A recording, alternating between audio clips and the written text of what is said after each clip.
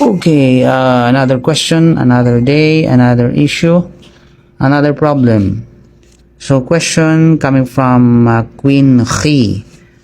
Assalamualaikum Ustad, Louie Alimuddin Al-Farilyas. Ask ko lang po, required po ba ang paglagay ng hajja or hajji sa kanilang pangalan kapag sila ay nakapag-hajj na?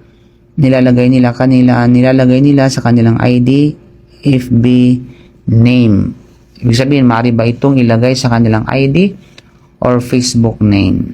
Okay, so let's talk about it. So alhamdulillah, wassalatu wassalamu ala rasulillah wa ala alihi wa sahbihi ajma'in, mabad. Waalaikumsalam warahmatullahi wabarakatuh. Barakallahu fiki, Queen Khi, no?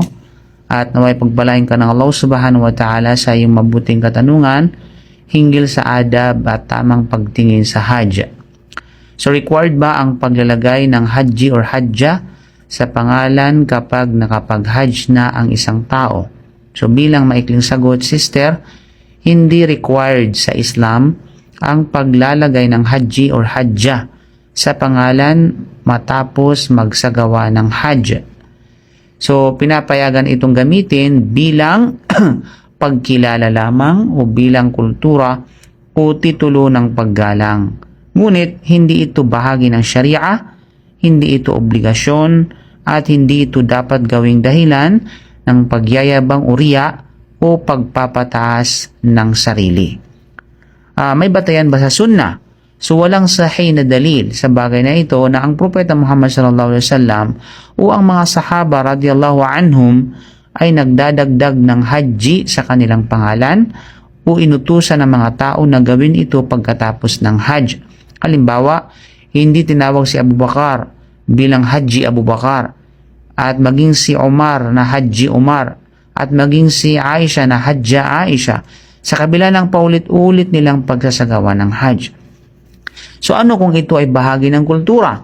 Sa maraming Muslim countries like Philippines, Indonesia, Malaysia, wanuman, hajji o hajja ay ginagamit bilang respeto, tanda na nakapag-hajj, o cultural title lamang. Ito ay mubah o pinapayagan hanggat walang pagyayabang, walang paniniwalang ito ay sunnah, at walang pagpapanggap ng kabanalan. So, kailan ito naging mali?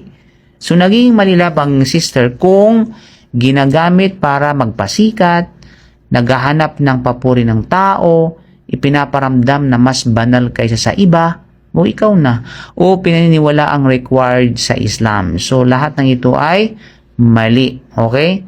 So, subalit, tandaan natin, merong babala laban sa riya o pagpapakitang tao. Maaari kasi mahulog ito sa riya. Sinabi ng Allah sa banal na Quran, "Fawailul lil musallin alladhina hum yuraun." Ila akhir al-ayat, no? Suratul Maun. Kaya kapahamakan sa mga nagdarasal, yaong nagpapakita lamang sa tao. At sinabi ng Prophet sallam, "Inna akhwafu ma akhafu alaykum asyirkul asgar ar-riya." Rawahu Ahmad. Ang pinaka kinatatakutan ko para sa inyo ay ang maliit na shirk, ang riya, ang pagpapakitang tao. So, pwede ba ito sa ID o Facebook name? I mean, in my opinion, yes. Oo, pinapayagan kung may mga kondisyon. Ito ay cultural, customary lamang. Hindi dahil sa kayabangan at hindi paniniwalang bahagi ito ng din. Halimbawa, Haji Ahmad, Haji Mariam, walang problema rito. Inshallah subhanahu wa ta'ala kung ito ay simpleng identification lamang. Pero mag-ingat, syempre. At mas mainam na iwasan. At hindi naman kailangan, di ba?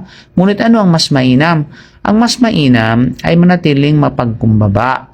Huwag gawing simbolo ng pagmamataas ang Hajj at hayaang makita ang epekto ng Hajj sa akhlaq, sa pag-uugali, sa sala, sa takwa at kabutihan. Sapagkat ang tunay na title ng isang nakapag-Hajj ay hindi nasa pangalan, kundi nasa pagbabago ng kanyang puso at gawain. Si Sheikh Ibn Taymiyyah rahimahullah nagsabi, walang masama sa pagtawag ng Hajji kung ito ay bilang pagkilala lamang. Ngunit kung ito ay nagiging sanhi ng pagyayabang o riya, mas mabuting iwanan ito. Si Sheikh Salih Al-Fawzan rahimahullah nagwika, ang Hajj ay isang ibada para sa Allah, hindi ito titulo para sa pagpaparangal sa sarili. Okay? So bilang khulasa sa usapin na ito, so required ba ang Hajji or Hajja sa pangalan? Hindi. Sunna ba ito? Walang dalil na sunna. Pinapayagan ba? Oo, bilang cultural or customary title lamang. Pwede ba sa ID o Facebook? Pwede, inshallah, pinapayagan. So long na iwasan, ingatan, no, ang intensyon. Kailan ito naging mali? Kapag may riya o pagyayabang. So, tunay na tanda ng Haji Mabrur ay hindi ang titulo, hindi ang ID o ang Facebook name, kundi ang sinasabi ng mga salaf, ang tinatanggap na Hajj ay yaong pagkatapos ito ay nagiging mas mabuti ang alipin kaysa dati. Kaya sinabi ng Prophet sallam, Al-Hajjul Mabrur laysa lahul jaza'u illa al-jannah. Rawahu Bukhari wa Muslim. Ang Hajj Mabrur ay walang gantimpala kundi ang Jannah. Na ay pagkaloob sa mga nag-Hajj ang Jannah para sa kanila at para sa atin lahat mga mananampalataya. So bilang conclusion, hindi required at hindi sunna ang paglalagay ng Haji or Hajja sa pangalan. Pinapayagan ito bilang cultural title o identification lamang.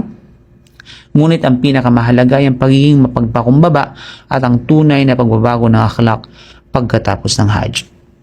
So Allahu a'lam bisawab. Hopefully meron tayong natutunan sa issue na ito. Jazakumullahu khair. Allahu a'lam bisawab. Subhanaka wa bihamdika asyhadu an la ilaha illa anta astaghfiruka wa atubu ilaik. Assalamualaikum warahmatullahi wabarakatuh. Don't forget to share. Shukran.